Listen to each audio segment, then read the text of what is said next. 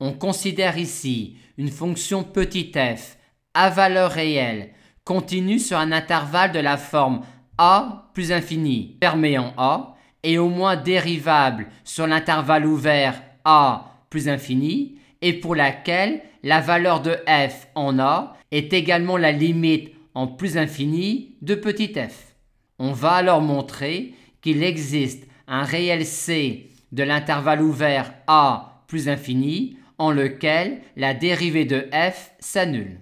Comme dans le théorème de Rolle, on a envie de s'intéresser aux points en lesquels les éventuelles valeurs maximales ou minimales de petit f sur a plus infini sont atteintes.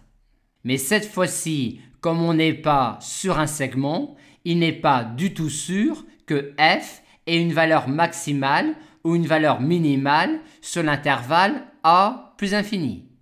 On va donc déjà commencer par justifier que f est borné sur a plus infini. Vu que f admet une limite finie en plus infini, on peut déjà dire que sur un intervalle b plus infini particulier, f est borné.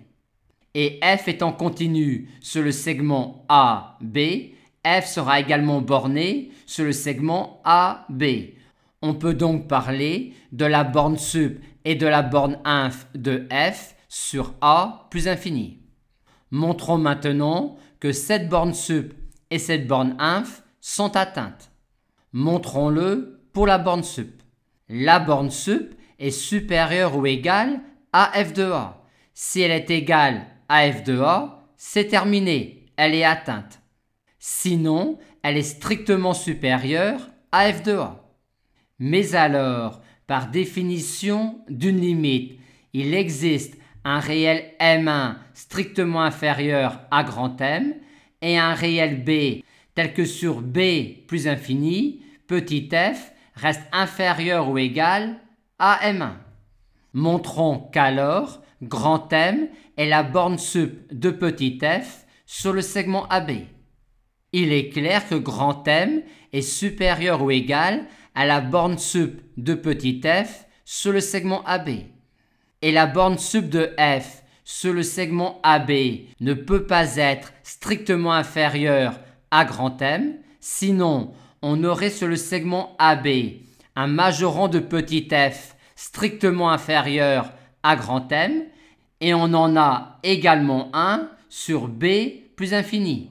Par conséquent, on pourrait alors construire sur A plus infini un majorant de petit f qui serait strictement inférieur à grand M, qui est la borne sup de f sur A plus infini, ce qui est absurde.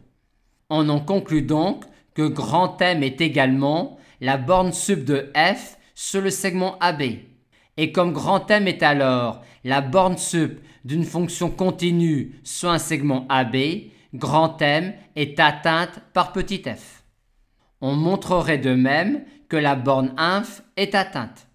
On a donc justifié l'existence d'une valeur maximale et d'une valeur minimale de petit f sur l'intervalle a plus infini fermé en a. Et ceci étant fait, on termine comme dans la démonstration du théorème de Rolle. K1, si la valeur maximale ou la valeur minimale est atteinte en un réel c de l'intervalle ouvert a plus infini, la dérivée de f en ce réel c s'annulera. K2, si grand M et petit m ne sont atteintes en aucun point de l'intervalle ouvert a plus infini, alors grand M et petit m seront égaux à f de a.